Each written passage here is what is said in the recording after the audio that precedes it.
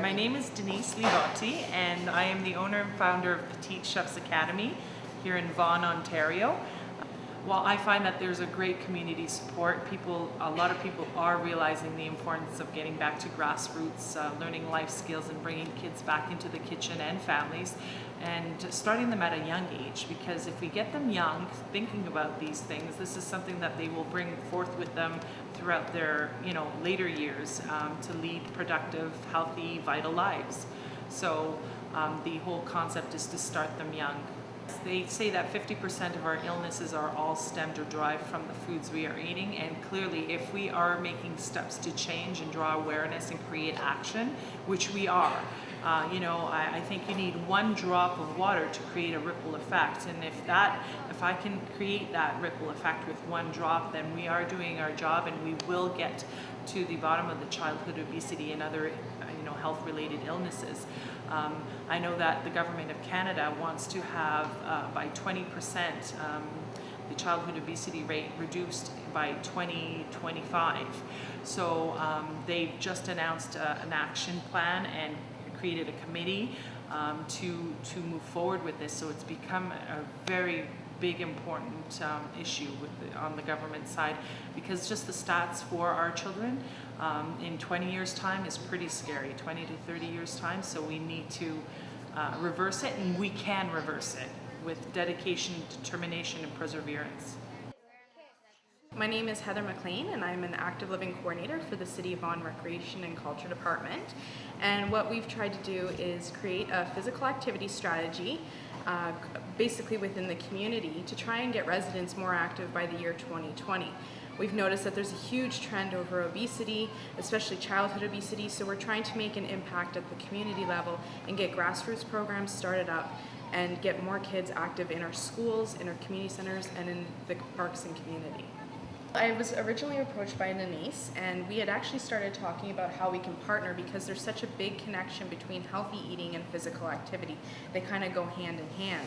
And it was interesting, we talked about how the importance of the Food Revolution Day, and really Jamie Oliver's goals and ambitions to bring change to the community. And as we're trying to bring change from the city's perspective in terms of physical activity, like I said, it goes hand in hand, and there was a natural fit with Petits Chefs Academy and their importance and what they're trying to teach the community through means of healthy lifestyle changes. We do partner with, our local farmers. We want to support them and show that, not only is it important to eat well, be physically fit, but also have the component of where our food is coming from, and who provides our food but our farmers. So we have to support them, and we have to partner with them so that we can ensure that our children have an education behind physical fitness, the healthy eating, and where their food is coming from. And that's kind of been the importance of our partnership, because the community needs to realize that they go hand in hand, that physical activity and healthy eating are basically the foundations of a healthy lifestyle. That's right. It's like riding a bicycle. I mean, sometimes you fall off and you just have to get back on. You'll still always know how to ride a bike. But what's happened is that we've fallen right off, and we haven't taught the children. And as children have gotten older, and we've lost connection with it totally.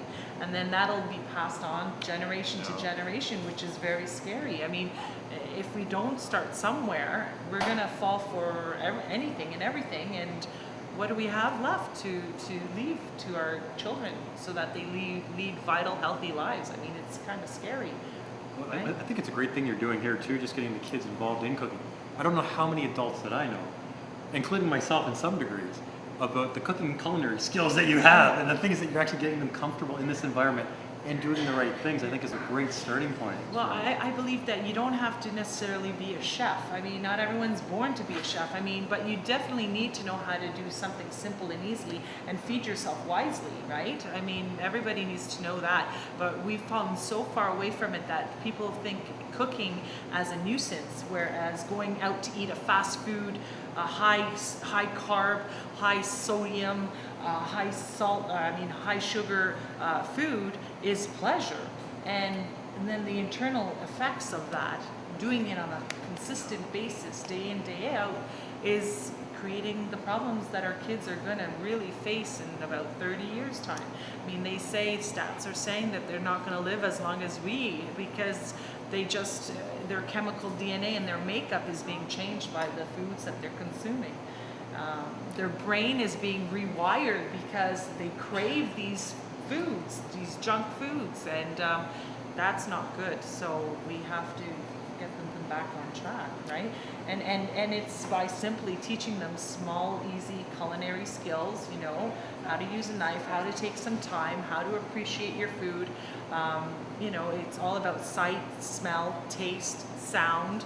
We're touching on all bases of academic studies, geography, math, science, cultural studies, you know, because we do diverse foods of different cultures, different nationalities, different ethnicities, and what binds us all together is food. I mean, what culture, what group of people don't, you connect through food. Any culture, any race, we all connect through food. Right? No, that's so true.